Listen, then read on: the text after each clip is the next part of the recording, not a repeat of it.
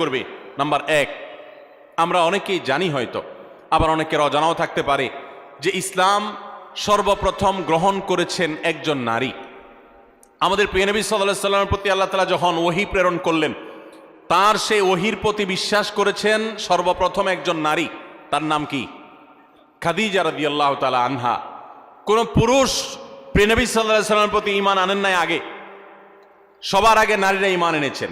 খাদিজা রাদিয়াল্লাহু তাআলা আনহা ইসলামের প্রথম মুসলিম সদস্য নারী, কোন পুরুষ না।